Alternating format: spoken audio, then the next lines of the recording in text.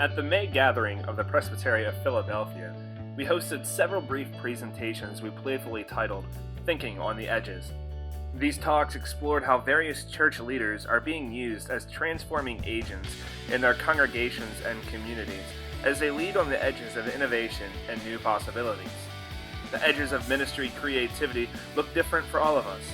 Hear now what the edges of youth ministry look like as Reverend Josh Gill, Associate Pastor of Youth and Their Families at Doylestown Presbyterian Church, discusses reaching the next generation through relational webs.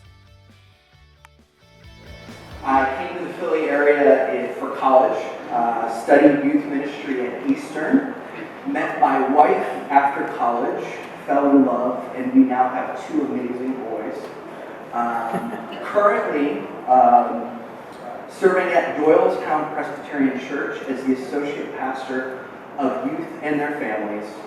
Prior to DPC, I served at Covenant Presbyterian in Malvern, and prior to that, at a small church plant called Marketplace Community Church. I've worked in both large and small churches. The question I want to engage this afternoon is critical to the life of the church. What does it look like for a church to pass along faith to another generation? Just this last week, a Pew Research study was out again, describing the demise, or at least the slow death, of mainline Christianity. I don't know about you, but I feel bombarded by these articles. I read them and I get a little depressed. I also get a little hopeful. I believe in resurrection. Amen. Some things may need to die, but they need to be resurrected as well.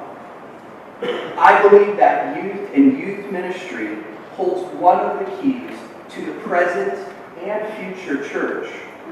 The church is truly being the church when it seeks to appropriately share leadership, story, and life with younger generations. As a teenager, I did not find God within church. I found Jesus in the lives and stories of others. Over the last decade, I've worked with hundreds of teenagers.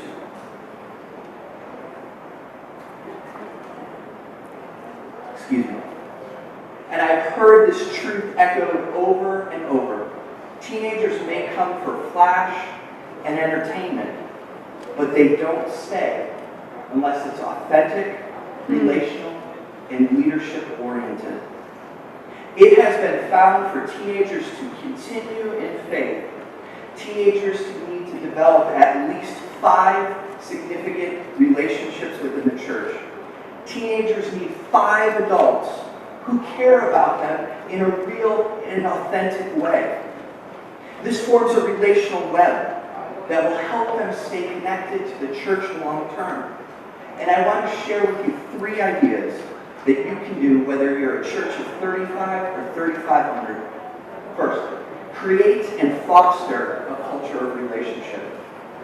Church leaders should actively engage with teenagers who are present in worship. One of the things I always tell my youth leaders is the 5-question rule. As a lead youth leader, you are not allowed to walk away from a conversation with a teenager without asking them at least 5 questions. And I believe this is something that all church leaders can do. Second, unleash the power of intergenerational ministry. Too often when we talk about intergenerational ministry, it's an opportunity for adults to tell teenagers what they should do. But when it's done well, it leads to amazing ministry opportunities. A few years back, I had a teenager who was being engaged by questions surrounding baptism. Specifically, she wanted to be rebaptized. We studied scripture, we read some theology together, and she was totally blown away by the symbolism of baptism. Immediately, she asked me, "Why don't we tell people about this?" I looked at her and said, "We've been doing it for centuries." But apparently we weren't doing it well. So I asked her how we should tell people.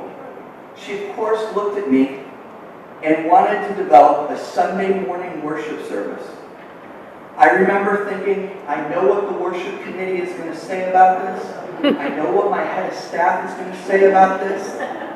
And I'm going to have a 16-year-old who feels rejected by the church. So I put this teenager in front of the head of staff. He thought it was a good idea. He tweaked it a little. Then I put that teenager in front of the worship committee. They thought it was a good idea. Tweaked it a little. About 8 weeks later, we had an incredibly creative, intergenerational, Sunday morning worship service surrounding the theology and symbolism of baptism. Finally, and lastly, we need to look to claim a common narrative. This generation is one of the most storied generations in existence, but their stories often look different. And one of the issues the church has, it lacks common cultural narratives with this generation. So how can we get common cultural narratives?